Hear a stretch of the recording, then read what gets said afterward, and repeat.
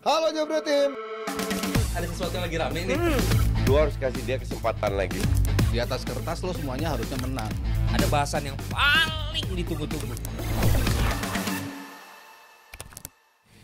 Ya, FIFA Matchday sesaat lagi dan timnas Indonesia yang akan menghadapi Australia dan juga Bahrain sesaat lagi akan kita lihat nanti. Tapi kita malah kehilangan salah satu pemain kita, Kevin Dix, yang harus keluar semalam karena duelnya bersama Chalobah. Kita masuk ke Timnas Day.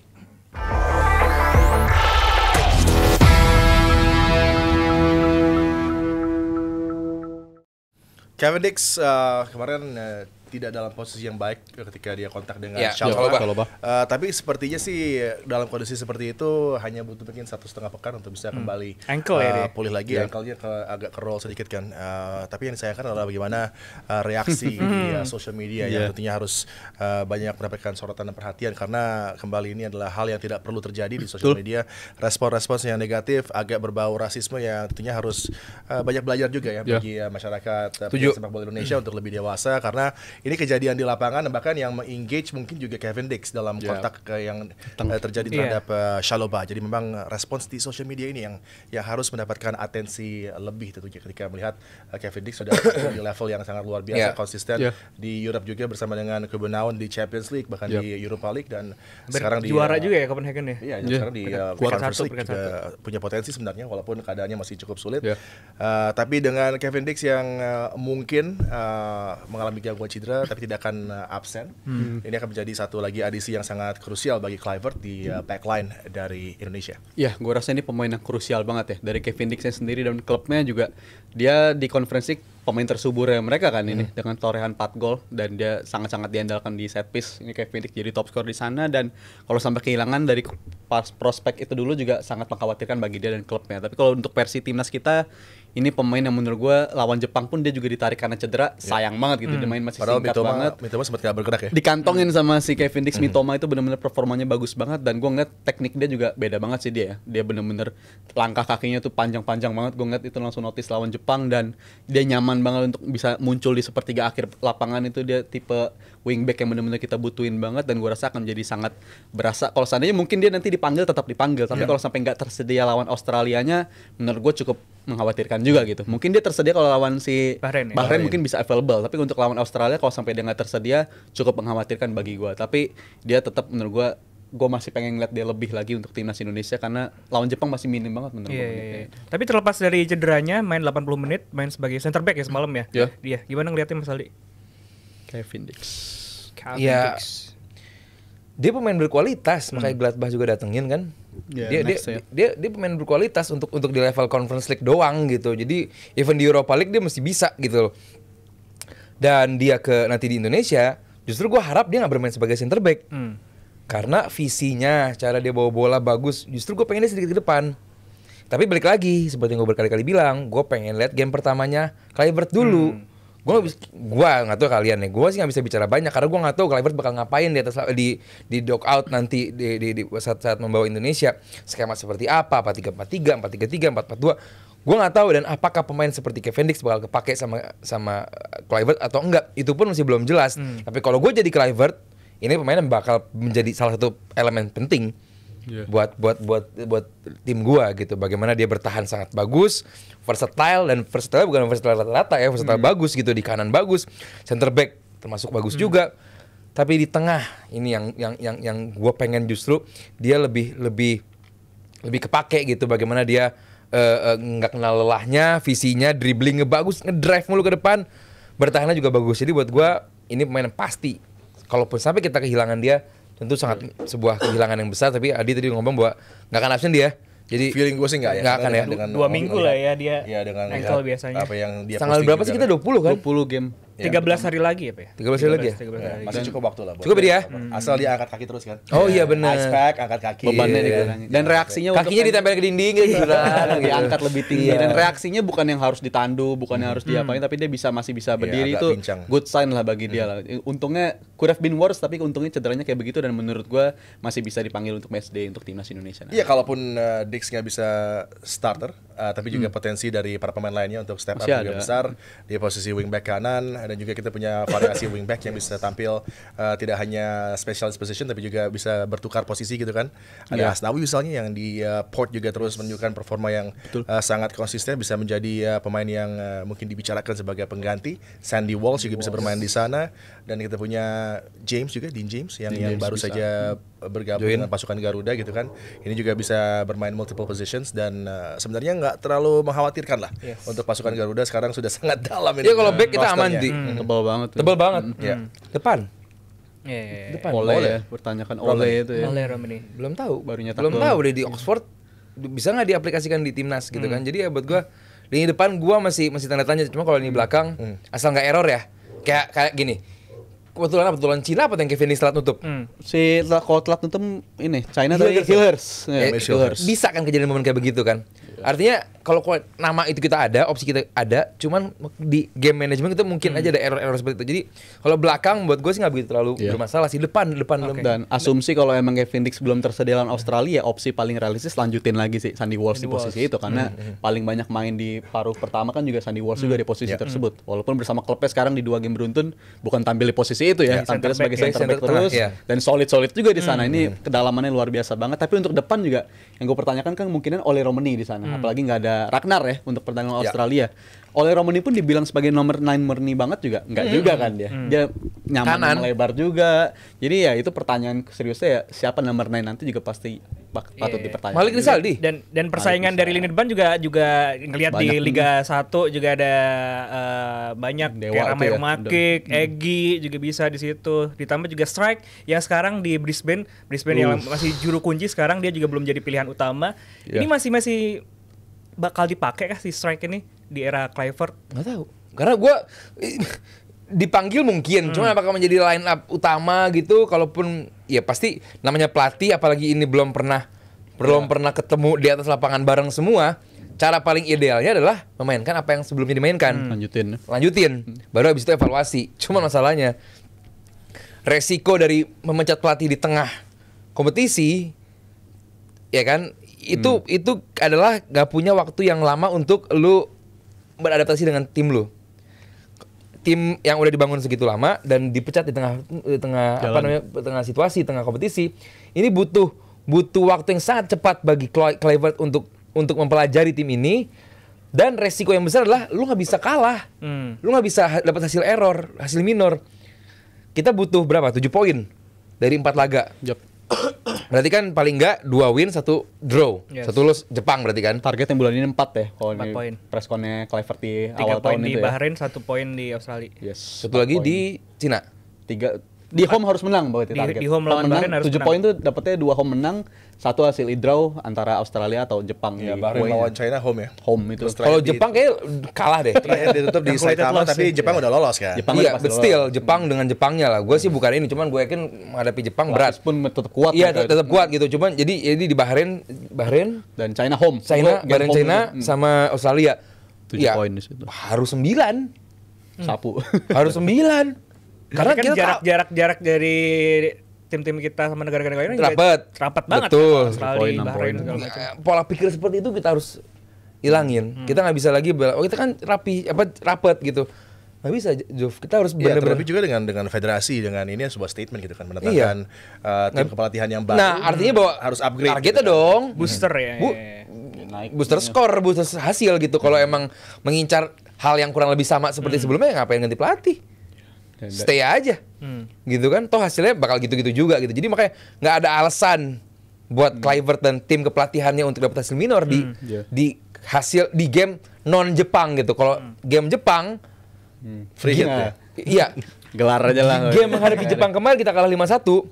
Toh yang naik ke permukaan kan bukan kalah 5-1-nya kan, tapi 2 kita kalahnya kan. Iya. Nah, Dominan banget mereka tuh. yes gitu. Nah, di game nanti menghadapi Jepang di Saitama, mungkin kita juga bakal legowo kalah.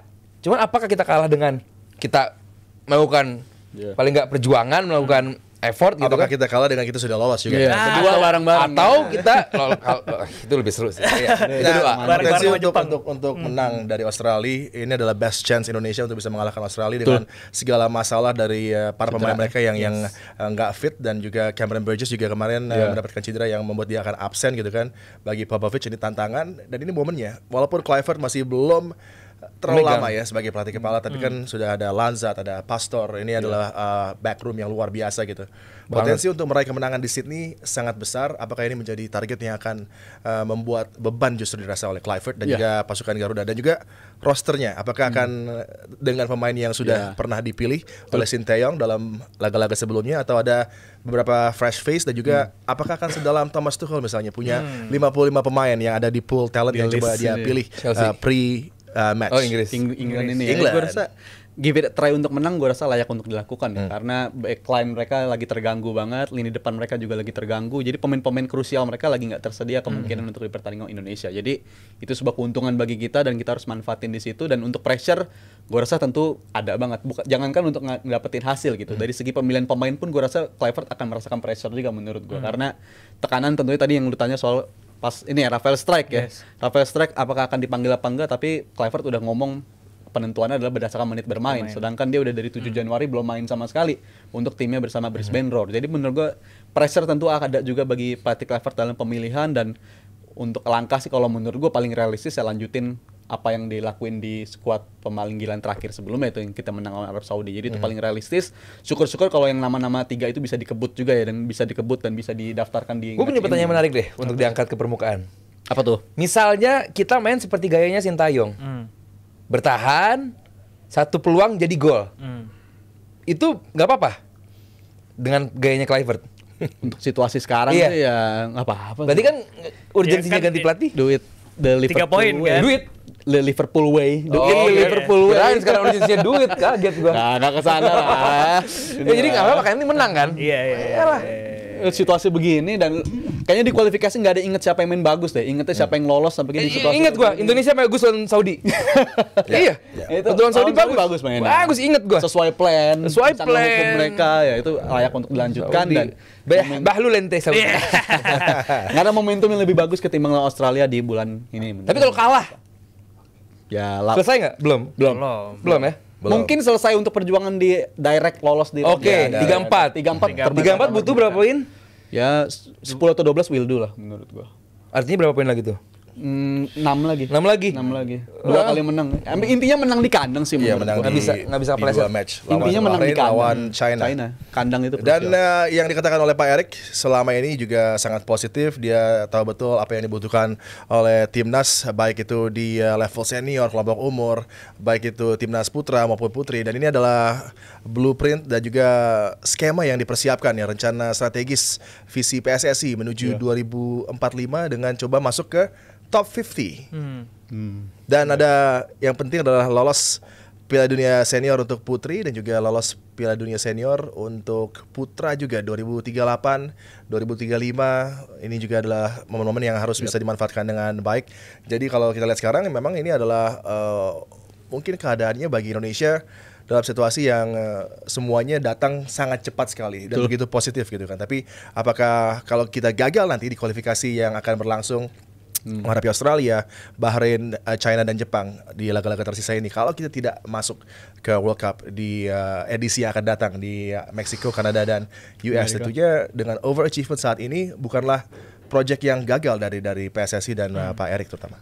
Untuk kegagalan mungkin bisa dikatakan begitu juga kali ya. Karena apa yang udah dilakuin ini udah istilahnya udah project yang mahal banget menurut gua. Kita banyak banget mengebut segala sesuatunya untuk dikebut di turnamen seperti ini, dan menurut gua kalau sampai gagal ya berat banget bagi timnas kita dan juga berat juga bagi Pak Erik. Tapi ya setidaknya gambaran ini target-target ini bisa melepas dahaga kita lah, karena kan selalu yang dituntut sama publik kita kan juga seperti ini kan, kata-kata blueprintnya apa, dan sekarang menurut gue udah disajikan, udah dipaparkan, dan menurut gue ini bisa memberi kita gambaran persis gimana sekarang kita ini lagi ada di tahap yang sekarang tuh pengembangan ya, tahap pengembangan, nanti tahap stabilitas, dan nantinya tahap emas di tahun 2038. Iya, tahap stabilitas. Kalau gue mungkin nggak setuju ya. Gue nggak setuju. Lo nggak setuju sama tadi itu? Gue nggak setuju sama Rizal.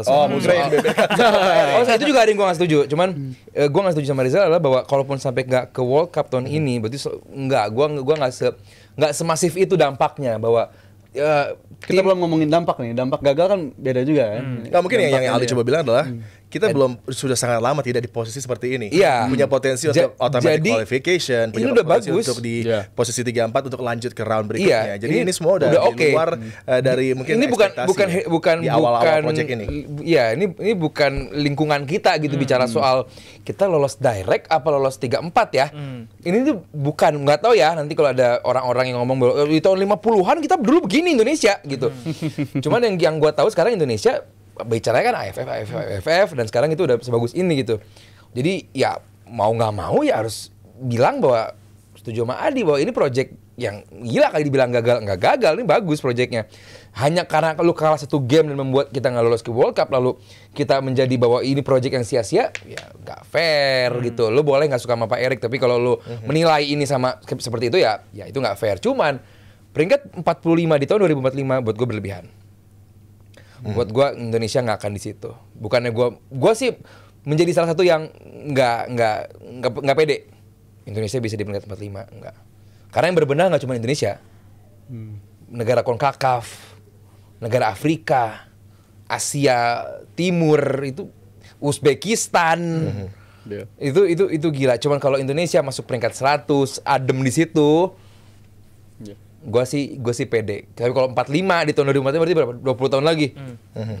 Berapa tuh naik? Tapi dengan kondisi sekarang ya, on this rate gitu kan, dengan bagaimana backup dari federasi, dengan bagaimana Pak Erik dan timnya coba untuk memberikan amunisi yang terbaik, memberikan tempat berlatih yang juga fasilitas luar biasa, dan bagaimana kerja keras untuk bisa mengambil talent-talent yang punya keturunan. Apakah ini nggak menjadi hal yang sebenarnya membuat klub-klub lokal juga, kemudian para pemain yang coba untuk tampil, kelompok umur juga untuk naik ke senior, semuanya punya semangat, semuanya terpancing untuk bisa melakukan yang terbaik karena ini udah ada blueprintnya di mana squad ini terutama yang senior. Gue pengen denger justru blueprint soal liganya di grassrootsnya juga ya. Yes, kelompok usia gitu loh. Karena timnas yang bagus itu bukan timnas yang hanya dibikin lewat receh. Timnas yang bagus ya timnas yang udah pemainnya emang udah main bareng lama gitu loh. Bukan gara-gara ada satu kompetisi mereka main di sini, mereka main di sini, lalu kita expect mereka untuk. Tapi itu bisa terjadi. Bisa terjadi, cuman idealnya adalah lu punya liga yang bagus, sustain, pemain kesaling dari situ, begitu ada pemain naturalisasi, ini 1, 2, itu menjadi booster gitu. Tapi kalau kita rely on pemain yang naturalisasi, which is itu timnas WNI juga, kita sayang sama mereka, cuman kalau kita bicara soal sustain, kita harus punya liga yang bagus dulu. Dan itu yang gue nggak dengar kemarin, nggak tahu kalau Rizal, Adi dan juga Dazuf denger. Gue nggak dengar soal Pak Erik ngomong soal liga. Mungkin tersirat kali ya. Artinya kalau bisa lolos ke sana berarti liganya udah bagus gitu. Mungkin diarahinnya ke sana. Gue nggak dengar sih, yang gue nggak dengar gitu. Dia cuma bahas timnas, target putra, target putri, ada fase apa sampai 2045 itu fase emas golden era.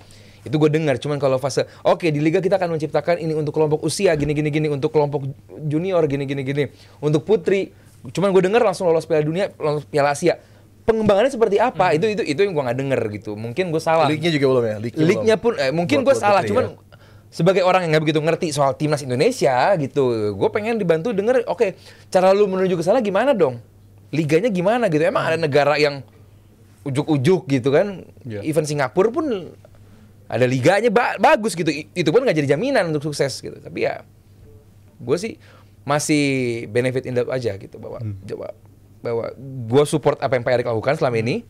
Cuman ada beberapa yang gue belum dengar dan menuju target 2045 sebagai peringkat 45 FIFA nih Jal, berlebihan.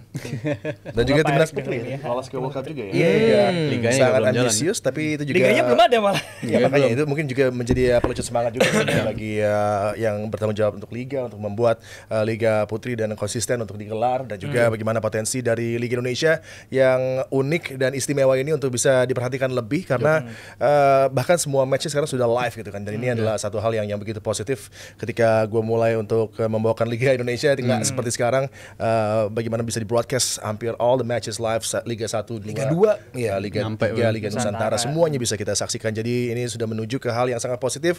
Harapannya terutama di match menghadapi Australia, kemudian back-to-back home matches di round 3 menghadapi Bahrain dan juga China di kandang bisa diberikan yang terbaik oleh pasukan Garuda. Kevin Dix fit, Max Hilhurst dalam kondisi yang prima, Jay Itzes terus memberikan aksi-aksi luar biasa. Marcelino Ferdinand, Rizky Ridho, player kita Rizky Ridho Aduh, Asnawi Mangkualam, Arhan juga kalau dipilih semuanya bisa memberikan kontribusi, apalagi ada Pialu Pessi, ada Dean James juga. Ini yang akan memberikan kekuatan yang lebih baru lagi, opsinya sangat banyak bagi Kluivert. Kita harapkan dukungan yang terbaik dari para supporter untuk tim kita dan berpotensi untuk bisa berlaga di World Cup yang akan berlangsung di Oleh Rom ini Meksiko. kenapa nggak ke MU aja ya? Dia pakai itu kata gue. Mengikuti oleh yang sebelumnya ya. Oleh Gunnar Solskjaer. Gue pakai itu. Next. Oke, yang pasti kita dukung tim nasional Indonesia kita dan jangan lupa ketikanya dijaga ya Jebret tim ya. Iya dong. Netizen kita. Iya. Yang penting Ngeledek boleh, rasis jangan. Rasis jangan. Itu. Karena bukan cuma baru kali ini ya, waktu itu pas Hiller cedera juga timnya diserang juga kan. Nih, nggak boleh kayak begitu. Iya, pokoknya dijaga ketikanya dan terima kasih Mas Adiani, Rizal Sama-sama. Palevi dan juga Mas Thank you. Ali Bawazir. Langsung ya. Langsung. Langsung nanti. Waspada ya. Menang tipis, aman. Waspada. Yang penting menang lah 3 poin ya. Oke. Terima kasih untuk Awi dan juga PT Mitsindo Visual Pratama. Sampai jumpa di DBI episode berikutnya. Bye bye. Happy weekend. Traweh. Yo, Halo Jebret Tim. Ada sesuatu yang lagi rame nih. Lu harus kasih dia kesempatan lagi. Di atas kertas lo semuanya harusnya menang. Ada bahasan yang paling ditunggu-tunggu.